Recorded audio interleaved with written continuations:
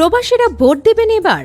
Postal code BD অ্যাপে ৯২,৯১৮ জনের ঐতিহাসিক নিবন্ধন।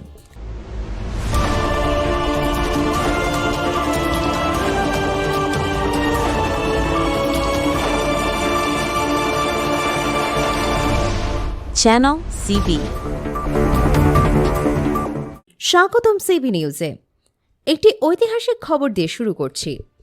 আসন্ন ১৩তম জাতীয় সংসদ নির্বাচন এবং গণভোটে প্রথমবারের মতো বিদেশে বসে ভোট দেওয়ার সুযোগ পাচ্ছেন প্রবাসী বাংলাদেশিরা। আর এই প্রক্রিয়ায় নিবন্ধনের সংখ্যা এখন প্রায় ১ লাখ ছুঁই। বাংলাদেশ নির্বাচন কমিশনের দেয়া সর্বশেষ তথ্য অনুযায়ী এ পর্যন্ত মোট ৯২,৯১৮ জন প্রবাসী বাংলাদেশি নাগরিক পোস্টাল বিডি অ্যাপের মাধ্যমে তাদের নাম নিবন্ধন করেছেন। এর মধ্যে পুরুষ ভোটারের সংখ্যা ৭৮,০১৪ জন এবং নারী ভোটারের সংখ্যা ১৪,৯০৪ জন। প্রবাসে আমাদের নাগরিকদের ভোটাধিকার নিশ্চিত করার পথে এটি এক বিশাল মাইলফলক। কোন দেশে কতজন প্রবাসী নিবন্ধন করেছেন চলুন দেখে নেওয়া যাক সেই চিত্র।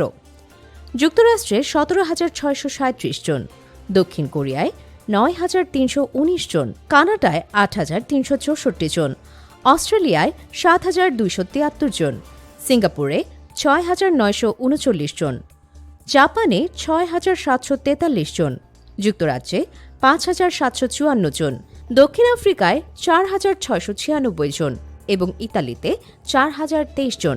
এরই মধ্যে একটি গুরুত্বপূর্ণ খবর এসেছে। সৌদি আরব, সংযুক্ত আরব আমিরাত, কাতার, ওমান, বাহরাইন, কুয়েত এবং মালয়েশিয়া এই ৭টি দেশ সাময়িকভাবে বন্ধ থাকা নিবন্ধন প্রক্রিয়া সোমবার থেকে আবার চালু হচ্ছে। নির্বাচন কমিশন সচিবালয়ের পরিচালক মোহাম্মদ রুহুল আমিন মল্লিক রবিবার জানিয়েছেন, নিবন্ধন পুনরায় চালু করার জন্য সমস্ত প্রস্তুতি সম্পন্ন হয়েছে। এর আগে জানা গিয়েছিল এই ৭টি দেশের প্রবাসীরা ঠিকভাবে ঠিকানা ইনপুট দিতে পারছিলেন না। ব্যালট পেপার ডেলিভারি নিশ্চিত করতে ঠিকানা অবশ্যই ইংরেজিতে এবং পূর্ণ পোস্ট কোড সহ লিখতে হবে। ভুল তথ্যের কারণে সাময়িক স্থগিত আদেশ দেওয়া হয়েছিল।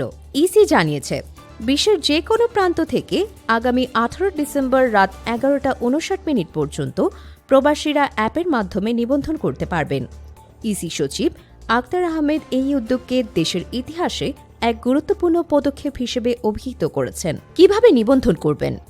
গুগল প্লে স্টোর বা অ্যাপ স্টোর থেকে পোস্টাল ভোট বিডি অ্যাপটি ডাউনলোড করুন। বাংলা বা ইংরেজি ভাষা নির্বাচন করুন।